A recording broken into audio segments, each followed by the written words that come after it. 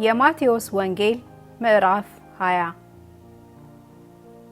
መንግሥተ ሰማያት ለወይኑ አትክልት ሰራተኞችን ሊቀጥር ማልዶ የወጣ ባለቤት ሰውን ትመስላለችና ሰራተኞችንም በቀን 1 ዲናር ተስማምቶ ወደ ወይኑ አትክልት ሰደዳቸው።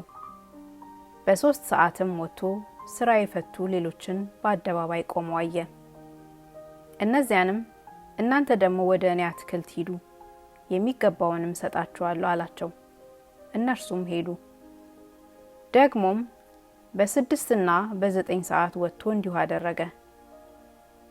በ11ኛውም ሰዓት ወጥቶ ሌሎችን ቆመው አገኘና ስራ ፈታችሁ ቀኑን ሁሉ በዚህ ስለምን ትቆማላችሁ አላቸው። የሚቀጥረን ስላጣን ነው አሉት። እርሱም እናንተ ደግሞ ወደ እኔ አትክልት ሂዱ፣ የሚገባውን ትቀበላላችሁ አላቸው። በመሸም ጊዜ የወይኑ አትክልት ጌታ አዛዡን ሰራተኞችን ጥራና ከኋለኞች ጀምረህ እስከ ፊተኞች ድረስ ደሞዝ ስጣቸው አለው። በ11ኛው ሰዓትም የገቡ መጥተው እያንዳንዳቸው 1 ዲናር ተቀበሉ። ፊተኞችም በመጡ ጊዜ አብዝተው የሚቀበሉ መስሏቸው ነበር። እነሱም ደግሞ እያንዳንዳቸው 1 ዲናር ተቀበሉ።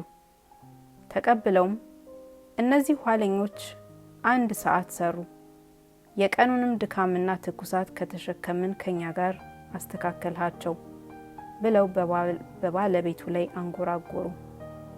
እርሱ ግን መልሶ ከእነሱ ለአንዱ እንዲህ አለው፣ ወዳጄ ሆይ አልበደልሁህም፣ በ1 ዲናር አልተስማማኸኝምን? ድርሻህን ውሰድና ሂድ። እኔ ለዚህ ለኋለኛው እንደ አንተ ልሰጠው እወዳለሁ።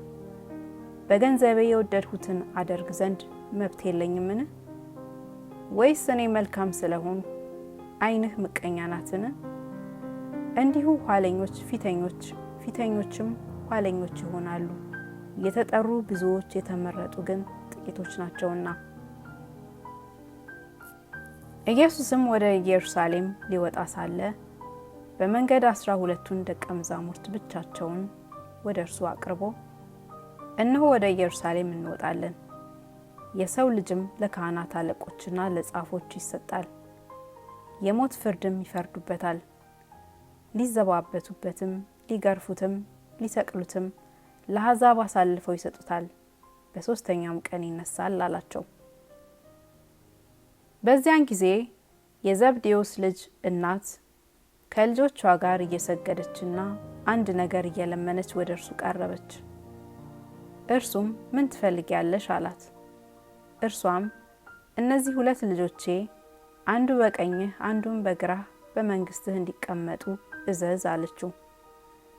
ኢየሱስ ግን መልሶ የምትለምኑትን አታውቁም። እኔ ልጠጣው ያለውን ጽዋ ልትጠጡ፣ እኔም የምጠመቀውን ጥምቀት ልትጠመቁ ትችላላችሁን አለ። እንችላለን አሉት።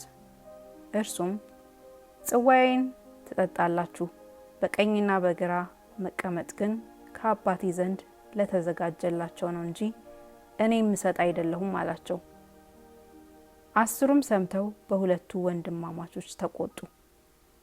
ኢየሱስ ግን ወደ እርሱ ጠርቶ እንዲህ አላቸው፣ የአሕዛብ አለቆች እንዲገዟቸው ታላላቆችም በላያቸው እንዲሰለጥኑ ታውቃላችሁ። በእናንተስ እንዲህ አይደለም። ነገር ግን ማንም ከእናንተ ታላቅ ሊሆን የሚወድ የእናንተን አገልጋይ ይሁን፣ ከእናንተም ማንም ፊተኛ ሊሆን የሚወድ የእናንተ ባሪያ ይሁን። እንዲሁም የሰው ልጅ ሊያገለግል ነፍሱንም ለብዙዎች ቤዛ ሊሰጥ እንጂ እንዲያገለግሉት አልመጣም። ኢያሪኮም ሲወጡ ብዙ ሕዝብ ተከተሉት። እነሆም 2 ዕውሮች በመንገድ ዳር ተቀምጠው ኢየሱስ እንዲያልፍ በሰሙ ጊዜ ጌታ ሆይ የዳዊት ልጅ ማረን ብለው ጮኹ። ሕዝቡም ዝም እንዲሉ ገሰጿቸው። እነሱ ግን ጌታ ሆይ የዳዊት ልጅ ማረን እያሉ አብዝተው ጮኹ። ኢየሱስም ቆሞ ጠራቸውና ምን ላደርግላችሁ ትወዳላችሁ አለ። ጌታ ሆይ ዓይኖቻችን ይከፈቱ ዘንድ አሉት። ኢየሱስም አዘነላቸውና ዓይናቸውን ዳሰሰ። ወዲያውም አዩና ተከተሉት።